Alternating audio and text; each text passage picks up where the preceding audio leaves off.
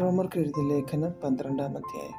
സഹോദരന്മാരെ, ഞാൻ ദൈവത്തിൻ്റെ മനസ്സലിവ് ഓർപ്പിച്ച് നിങ്ങളെ പ്രബോധിപ്പിക്കുന്നത്, നിങ്ങൾ ബുദ്ധിയുള്ള ആരാധനയായി നിങ്ങളുടെ ശരീരങ്ങളെ ജീവനും വിശുദ്ധിയും ദൈവത്തിന് പ്രസാദവുമുള്ള യാഗമായി സമർപ്പിക്കുകയും ഈ ലോകത്തിന് അനുരൂപമാകാതെ നന്മയും പ്രസാദവും പൂർണ്ണതയുമുള്ള ദൈവഹിതം ഇന്നതെന്ന് തിരിച്ചറിയേണ്ടതിന് മനസ്സ് പുതുക്കി രൂപാന്തരപ്പെടുവിൻ.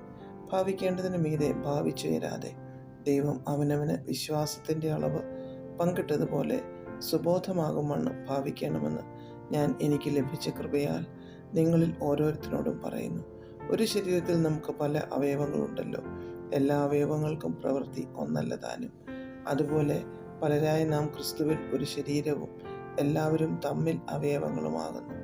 ആകയാൽ നമുക്ക് ലഭിച്ച കൃപയ്ക്ക് ഒത്തവണ്ണം വെവ്വേറെ വരം ഉള്ളതുകൊണ്ട്, പ്രവചനമെങ്കിൽ വിശ്വാസത്തിനൊത്തവണ്ണം, ശുശ്രൂഷയെങ്കിൽ ശുശ്രൂഷയിൽ, ഉപദേശിക്കുന്നവനെങ്കിൽ ഉപദേശത്തിൽ, പ്രബോധിപ്പിക്കുന്നവനെങ്കിൽ പ്രബോധനത്തിൽ, ദാനം ചെയ്യുന്നവൻ ഏകാഗ്രതയോടെ, ഭരിക്കുന്നവൻ ഉത്സാഹത്തോടെ, കരുണ ചെയ്യുന്നവൻ പ്രസന്നതയോടെ ആകട്ടെ. സ്നേഹം നിർവ്യാജമായിരിക്കട്ടെ. തീയതിനെ വെറുത്ത് നല്ലതിനോട് പറ്റിക്കൊള്ളുവിൻ. സഹോദര പ്രീതിയിൽ തമ്മിൽ സ്ഥായി പൂണ്ട് ബഹുമാനിക്കുന്നതിൽ അന്യോന്യം മുന്നിട്ട് കൊള്ളുവിൻ. ഉത്സാഹത്തിൽ മടുപ്പില്ലാതെ ആത്മാവിൽ എരിവുള്ളവരായി കർത്താവിനെ സേവിപ്പീൻ. ആശയിൽ സന്തോഷിപ്പീൻ, കഷ്ടതയിൽ സഹിഷ്ണുത കാണിപ്പീൻ, പ്രാർത്ഥനയിൽ ഉറ്റിരിപ്പീൻ. വിശുദ്ധന്മാരുടെ ആവശ്യങ്ങളിൽ കൂട്ടായ്മ കാണിക്കുകയും അതിഥി സൽക്കാരം ആചരിക്കുകയും ചെയ്യുവിൻ. നിങ്ങളെ ഉപദ്രവിക്കുന്നവരെ അനുഗ്രഹിപ്പീൻ, ശപിക്കാതെ അനുഗ്രഹിപ്പീൻ. സന്തോഷിക്കുന്നവരോട് കൂടെ സന്തോഷിക്കുകയും കരയുന്നവരോട് കൂടെ കരയുകയും ചെയ്യുവിൻ. തമ്മിൽ ഐക്യമത്യമുള്ളവരായി വലിപ്പം ഭാവിക്കാതെ എളിയവരോട് ചേർന്നുകൊള്ളുവിൻ. നിങ്ങളെ തന്നെ ബുദ്ധിമാന്മാർ എന്ന് വിചാരിക്കരുത്.